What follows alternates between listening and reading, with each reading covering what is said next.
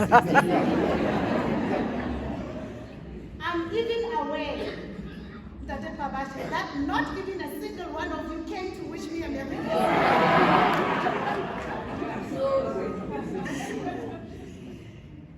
Goodness, it has been a long year, Dr. Love. For some of us, 2022 was brutal. I don't know how many times I have cried. I often say I look at myself in the mirror, and sometimes I make a prayer of thanksgiving, Mema Kabashe, for my cheeks, that they still do not have pigmentation. That's sort of, and so this is not chuba, I don't know what you call this. This is with the rate that I have cried in this year. But I want to say that, but God has been even more present, more faithful, more loving, more gracious, more merciful, more cuddling. I hope you've experienced that yourself. So I'm mindful that some of us, or some, is their first Christmas without their loved ones. So this therefore puts one into a state of reliving the feeling of pain or loss. And I'm praying for God's divine strength, comfort over you, to fall on you again and again and again. And I'm also mindful of the explosion that took place in Boksburg yesterday morning. And we just want to say, Lord, have mercy. Seasons change under the sun.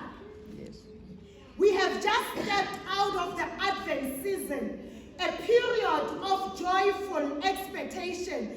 Last week we focused on the Annunciation where Gabriel visited Mary, but we took the angle of where Joseph also received a message or a visitation from the angel. So the God who chose Mary chose Joseph.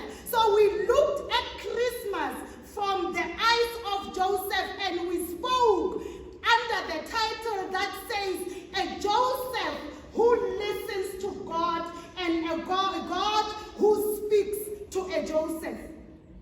So through both Mary and Joseph, God entered the world today.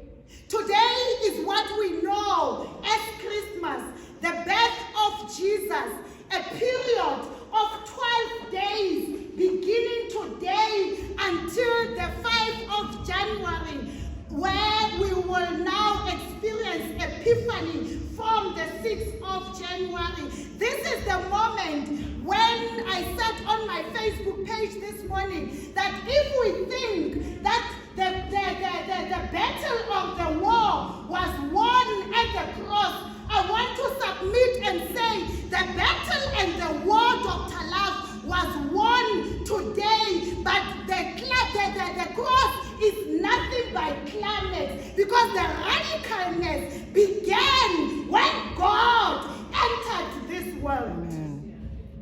So the moment in which God incarnated God's self and dwelled amongst the people. So I want you, and I'm pleading with you, to just indulge me just for a few moments, as I also need to get to Bloemfontein, at least not later than 3 o'clock. Do we agree? My daughter is cooking the best meal ever, so I can't miss it. So in my message, I wish to answer this question for you and I. What does it mean to have an incarnational God amongst us? What does it mean for the manifestation of Christ amongst us? Hence, I would like to engage you under the title, unto you. Some translations say, for you. Some translations say, to you.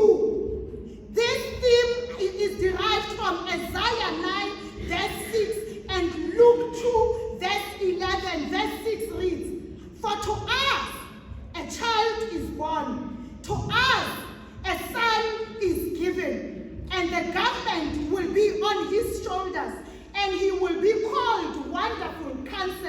mighty God, everlasting Father, Prince of Peace. Verse 11, today in the town of David, a Savior has been born to you. He is the Messiah, the Lord. Normally, the coming or the expectation of a baby brings joy in a home. There will be the packing of the hospital bag, the preparation of the baby room, deciding on the name and choosing and looking and trying to locate the best hospital, and also shifting the events that are on the calendar to a later date so that you can enjoy this moment, simply because this is naturally a joyous moment for the entire family. Secondly, I want to believe that most of us expect to receive gifts today, if we have not yet received gifts, or we are hoping to receive them at least later today when we sit around that table. But something about a gift though. As I was walking at the mall a few days ago, I saw people queuing at the station for the wrapping of gifts. Then it dawned me that our thinking actually tells us that the significance of the gift comes with the gift, with the wrapping of the gift. Therefore, the wrapping must be beautiful and perfect in such a manner that it arrests the one who is to receive the gift hard before they can even open it. But I want to say to you this morning, my mothers and fathers, my brothers and sisters, sons and daughters of the Most High, if ever you thought that you did not receive a gift today, I want to tell you that you have received a gift like no other. Hence, its wrapping is different to other wrappings, because this one is wrapped in cloth and is found in a lowly manger. So the scripture here actually teaches us that none of these external things matter, because he says, or my thing says, unto you. And his glory, therefore, is not determined by the surroundings. The glory of God does not depend on the surrounding where he is born. It's not dependent on the external, and it does not minimize his deity. That neither the surroundings reduce his power. Remember the question that I said I seek to answer. What does it mean for us to have an incarnational God among us?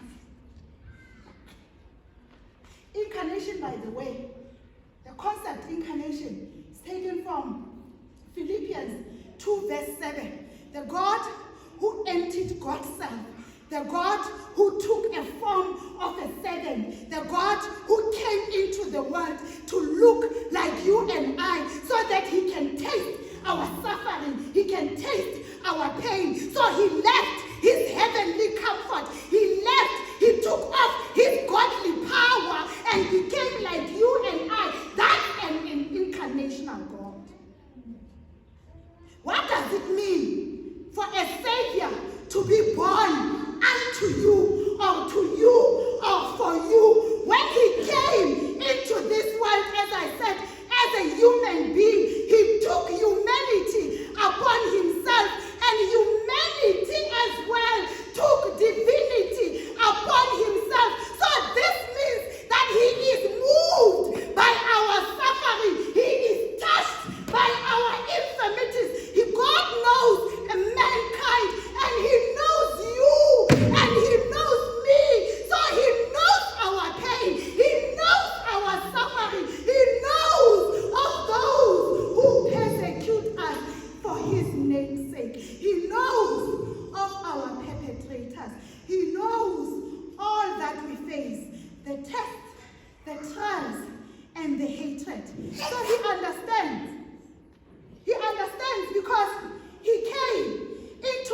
well a human being.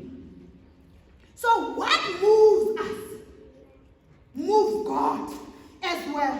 So when God became human, Dr.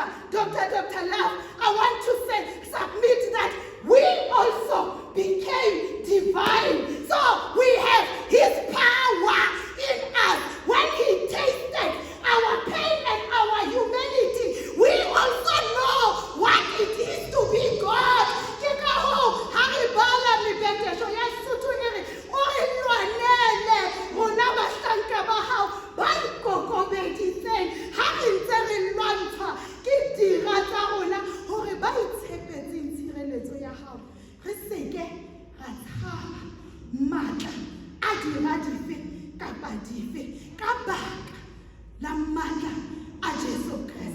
So I want to say to you, my brothers and sisters, that you do not need to vindicate yourself. You do not need to fight for yourself, because the Savior is born unto you to do that. There's someone mightier who will fight for you. You need not to fight for yourself. So you need not to unchain or untangle yourself. There's a Redeemer for that. You need not to retaliate by it. You need not to sit and focus and come up with a plan of how I can revenge, because vengeance is not ours, but it is the Lord. And if it is born unto you, if it is given to you, he is yours to vindicate for you. So you have access, you have right of access to him. You can claim him. He is yours because he is giving for you. He is giving to you. He is born unto you and for you. This is the time, Bahis. This is the time where we need to unwrap our gifts. Christmas cautions us that now the time is here to unwrap the gift and see what's in the inside. Remember, the value is not on the wrapping, but the value is on the inside. So we need to open our hearts.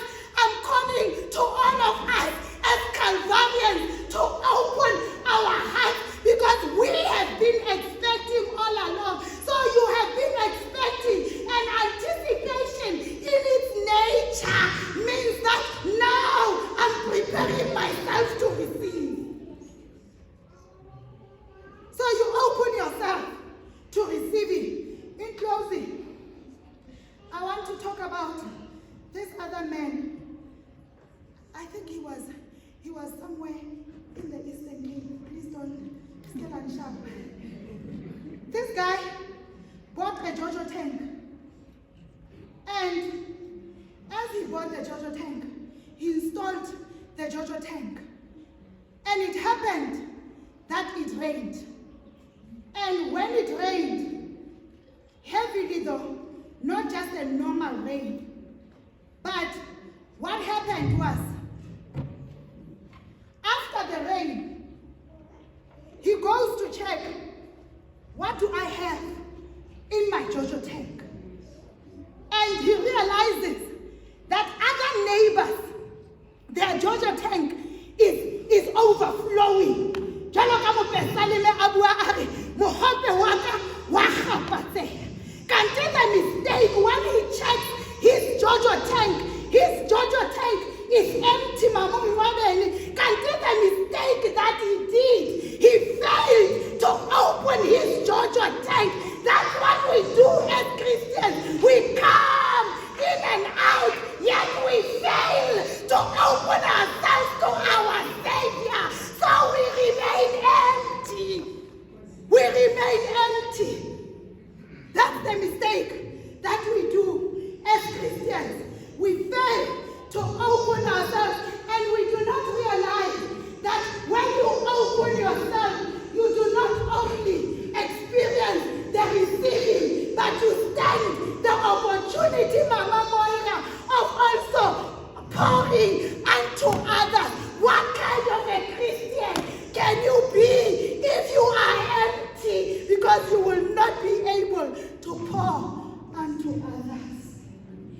So I'm asking us to please open ourselves this Christmas.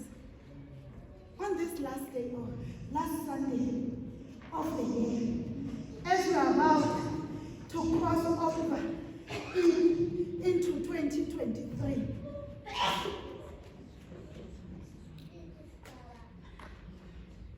As we are about to cross over into 2023, open yourself and see that indeed unto me, from me, to me, he is born.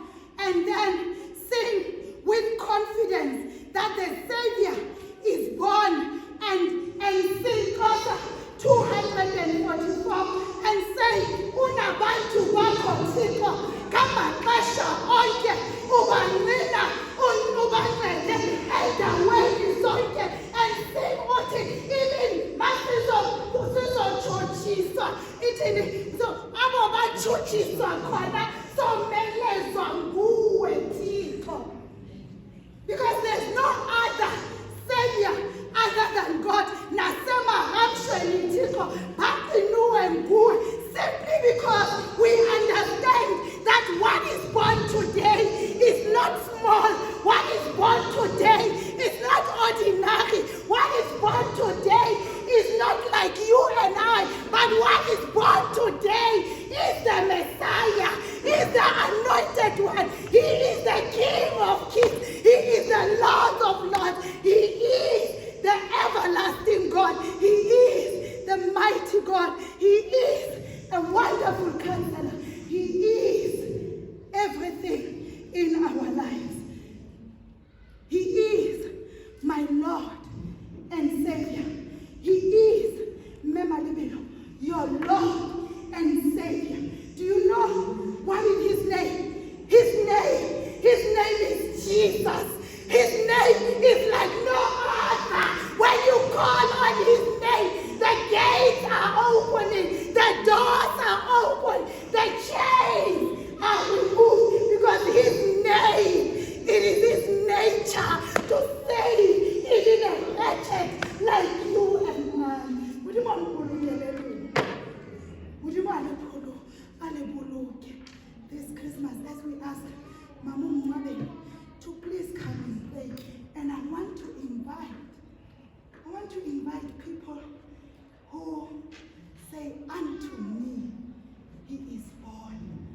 From me a Savior is born. To me the Redeemer is born. The healer, the liberator